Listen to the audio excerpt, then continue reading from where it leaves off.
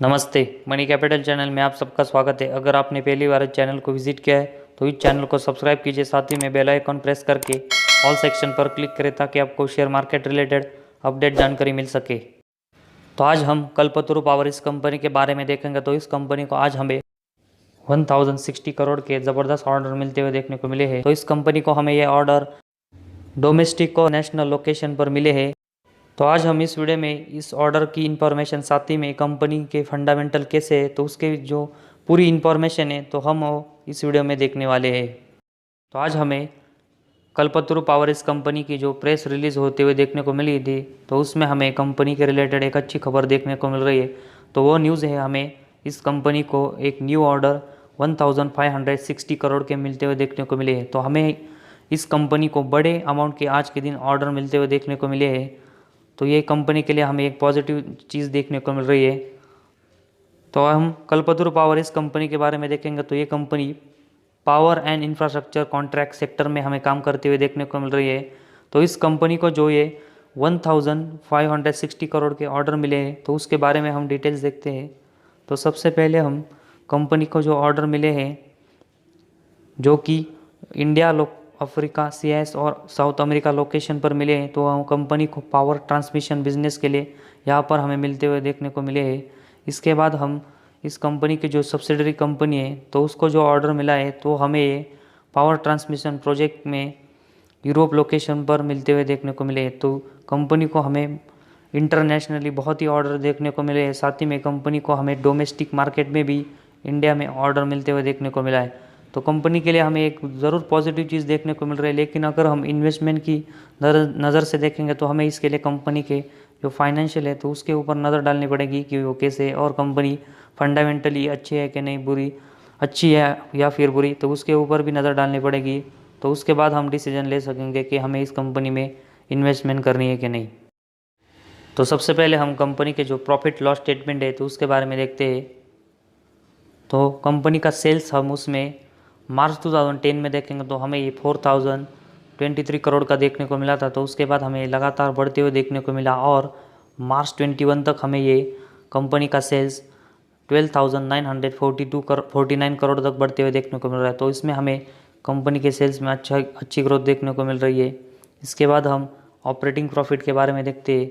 तो operating profit के बारे में हम देखेंगे तो मार्च 2010 में ये 438 करोड़ का हमें देखने को मिला था। तो इसके बाद हम देखेंगे तो हमें इसमें अच्छी खासी ग्रोथ लगातार देखने को मिली है और मार्च 2021 में हम कंपनी का ऑपरेटिंग प्रॉफिट देखेंगे तो हमें 1574 करोड़ का होते हुए देखने को मिला है। तो कंपनी के ऑपरेटिंग प्रॉफिट में हमें शानदार ग्रोथ देखने को मिल रही है। इसके बाद हम ऑपरेटिंग प्रॉफिट मार्जिन के बारे में देखते हैं। तो मार्च 2010 में हमें ये 11%, इसके बाद देखेंगे तो हमें इस 11, 10, 8%, 9%, 10%, 12%, 12%, 13%, इसके बाद 13%, 12%, 12%।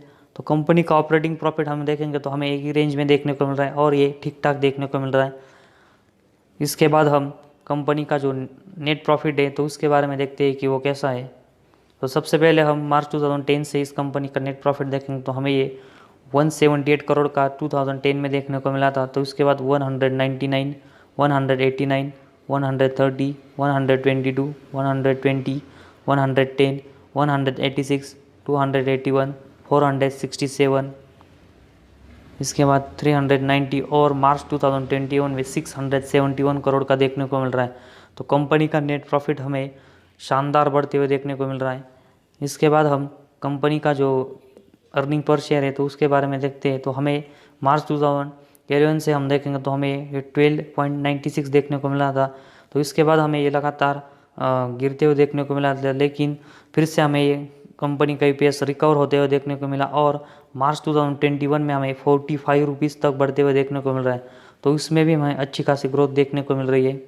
इसके बाद हम कंपनी के डिविडेंड के बारे में देखेंगे। तो कंपनी लगातार अपने शेयर होल्डर को हमें डिविडेंड देते हुए देखने को मिल रही है। तो ये पॉजिटिव चीज़ हमें इस कंपनी के लिए और कंपनी के शेयर होल्डर के लिए देखने को मिल रही है। तो ओवरऑल हम कंपनी का जो प्रॉफिट लॉस स्टेटमेंट में सेल्स, ऑपरेटिंग प्रॉफिट, इसके बाद ऑपरेटिंग प्रॉफिट मार्जिन, कंपनी का नेट प्रॉफिट, ईपीएस और डिविडेंड देखा, तो इन सब में कंपनी हमें अच्छी खासी देखने को मिल रही है और ग्रोथ करते हुए देखने को मिल रही है। इसके बाद हम कंपनी की जो बैलेंस शीट है तो उसके बारे में देखते हैं। तो कंपनी की बैलेंस शीट में हम सबसे पहले कंपनी के पास जो रिजर्व है तो उसके बारे में देखते हैं। तो कंपनी के रिजर्व हमें मार्च 2010 में 1000 करोड़ के देखने को मिले थे। तो उसके बाद हमें ये लगातार बढ़ते हुए देखने को मिल रहे थे और हमें सितंबर 2021 में 3857 करोड़ के कंपनी के रिजर्व देखने को मिल रही है। तो इसके बाद कंपनी के रिजर्व हम देखेंगे तो इसमें हमें अच्छी ग्रोथ देखने को मिल रही है। इसके बाद हम कंपनी के रिजर्व के बारे में देखते हैं, बोरोइंग्स के बारे में देखते हैं कि वो कैसे।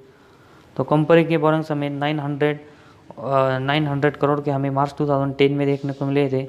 तो उसके बाद हमें कंपनी के बोरोइंग्स लगातार बढ़ते हुए देखने को मिले और कंपनी का सितंबर 21 में देखेंगे तो इनके ऊपर हमें 3700 करोड़ के आसपास बोरोइंग देखने को मिल रहा है।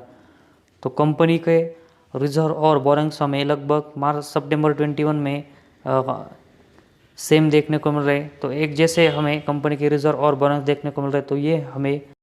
तो इसके लिए हमें कंपनी के जो बोरोइंग्स है तो उसको कंपनी को आने वाले दिनों में कम करना पड़ेगा। तो हमें कंपनी की फ्यूचर में बैलेंस शीट अच्छी देखने को मिल सकती है। इसके बाद हम कंपनी के कैश फ्लोज के बारे में देखते हैं। तो कंपनी का जो नेट कैश फ्लोज है तो हमें ये मार्च 21 में लगभग 29 करोड़ का देखने को मिल रहा था। तो पिछले साल से हमें कंपनी का नेट कैश फ्लो घटते हुए देखने को मिल रहा है, लेकिन कंपनी का नेट कैश फ्लो अभी भी हमें पॉजिटिव देखने को मिल रहा है। तो कंपनी को जो नेट कैश फ्लो है तो उसमें हमें थोड़ी अच्छी इम्प्रूवमेंट की ज़रूरत देखने को मिल रही है। इसके बाद हम कंपनी का जो शेयर होल्डिंग पैटर्न है तो उसके बारे में देखते हैं। तो कंपनी का शेयर होल्डिंग पैटर्न हम सितंबर 21 में देखेंगे तो हमें प्रमोटर के पास 54.55% का देखने को मिल रहा है। और अगर हम पिछले कुछ दिनों से देखेंगे तो जून 19 के बाद हम देखेंगे तो कंपनी के शेयर होल्डिंग पैटर्न में हमें अच्छी खासी गिरावट देखने को मिल रही है। और दिसंबर 20 के बाद हम देखेंगे तो हमें कंपनी के जो प्रमोटर के पास है तो उनकी हिस्सेदारी घटते हुए देखने को मिल रही है। इसके बाद हम एफआईएस के पास देखेंगे तो हमें 7.49% के, डीआईएस के पास 28% के और पब्लिक के पास 9.25% के शेयर देखने को मिल रहे। तो ओवरऑल हमें कंपनी के प्रमोटर, एफआईएस, डीआईएस और पब्लिक के पास इस कंपनी के शेयर है तो ये कंपनी के लिए एक अच्छी न्यूज़ मतलब पॉजिटिव न्यूज़ देखने को मिल रहा है। लेकिन कंपनी के जो प्रमोटर अपनी शेयर होल्डिंग घटा रहे हैं तो हमें इसमें भी अपना फोकस बनाए रखना पड़ेगा कि कंपनी के जो प्रमोटर है वो अपनी शेयर होल्डिंग घटाते हैं या फिर बढ़ाते हैं। तो कंपनी के जो शेयर होल्डिंग पैटर्न है तो उसके बारे में हम एक इन्फॉर्मेशन देखेंगे तो प्रमोटर ने लगभग अपने कंपनी के 45.30% के शेयर हमें प्लेज में रखते हुए देखने को मिल रहे हैं। तो ये बड़ी हमें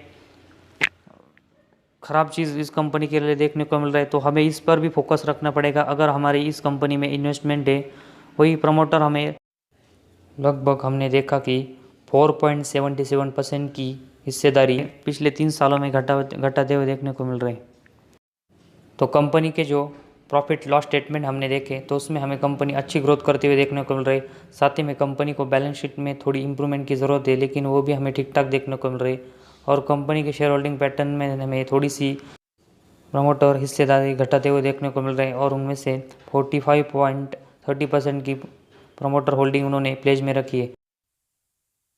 शेयर होल्डिंग पर अच्छा खासा फोकस रखना पड़ेगा। तो फिलहाल हम देखेंगे तो इस कंपनी में हमें इसकी वजह से स्मॉल क्वांटिटी में इन्वेस्टमेंट करनी चाहिए और उसके बाद हमें कंपनी के जो शेयर होल्डिंग है प्रमोटर उसको घटाते या फिर बढ़ाते हैं तो उसके बारे में हमें फोकस रखना पड़ेगा। तो उसके बाद हम कंपनी में लार्ज इन्वेस्टमेंट के बारे में सोचेंगे। तो फिलहाल हमें कंपनी में स्मॉल इन्वेस्टमेंट करनी चाहिए ताकि हमें ज़्यादा लॉस ना हो सके। तो आज के हमारे इस वीडियो में बस इतना ही। अगर आपको हमारा वीडियो पसंद आया तो इस चैनल को ज़रूर सब्सक्राइब कीजिए।